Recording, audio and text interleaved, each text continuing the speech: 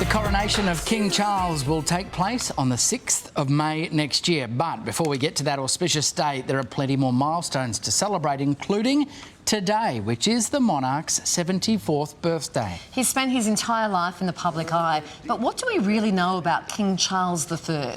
An updated book by British author Catherine Mayer sets out to give the reader unprecedented access inside palace walls. And author Catherine Mayer joins us live from London. Nice to see you. You were given rare access to Charles back when he was the Prince of Wales. You've interviewed his friends, royal staff, also his critics. Tell us some of the more surprising things that you learned. I think one of the things that surprised me was how very lonely his existence is, because you think of somebody like that who lives in palaces, always surrounded by people, as being somebody with a lot of connections, a lot of social life, if you like. You always see him in the course of duties. And in fact, it's a very isolating existence. He's also a lot funnier than you might think, mostly intentionally, not always. He has quite a wild set of he's created his own philosophy over the years, and that is a lot stranger and more interesting than you might expect. I think in many ways the most surprising thing about him is that this is a man who's been in the public eye for all these decades, and yet he remains surprisingly unknown and misunderstood.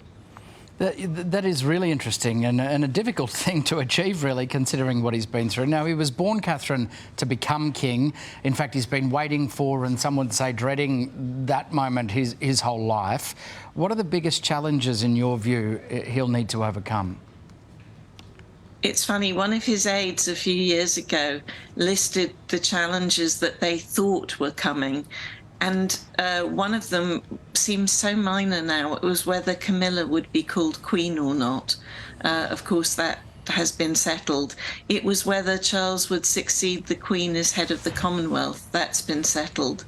And it was whether some of the realms, including Australia, might break away. That is yet to be settled, although some of the Caribbean realms are already doing that. But he has much bigger challenges that have come up now. And they're really all of the royal family's own making. So the Meghan and Harry issue, much bigger than I think people understand it to be in terms of the popularity of the monarchy going forward. The Prince Andrew issue, absolutely not settled yet, a big problem.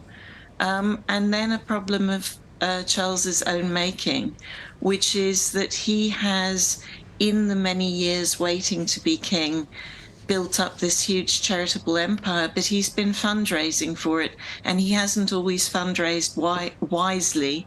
And some of his past decisions have come back to haunt him. So really, there are kind of reputational issues and issues around the popularity and solidity of the monarchy that looks much trickier than one might have anticipated even a few years ago. Yeah, you mentioned Prince Harry. That is certainly tricky, and that's putting it lightly. The new edition of your book offers more chapters about this. How do you see the Harry situation and Meghan situation playing out when it comes to King Charles' reign? Well, there's a couple of really big problems for him. One is that he regained popularity in the years after the death of Princess Diana, because he was seen to be a caring father and a caring family man. And it is quite possible that the memoir will destroy some of that image, as some of the interviews that Harry has given have begun to chip away at that, where he's talked about not being properly looked after by Charles.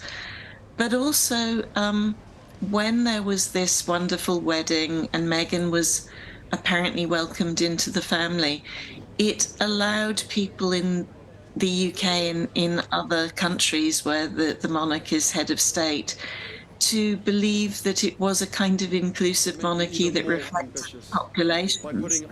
And of course, that is now been disproven. And so there are people who didn't feel very strongly one way about the monarchy or the other who are now actually actively opposed to it. And that could be the opinion polls show it. You know, younger people, people of colour, are really quite worried about the monarchy. So that's going to be a problem for them. Catherine, you've offered some really fascinating insights. We're grateful for your time this morning on The Morning Show. You're welcome. And the re-release of Catherine Mayer's book, Charles, the Heart of a King, is out now.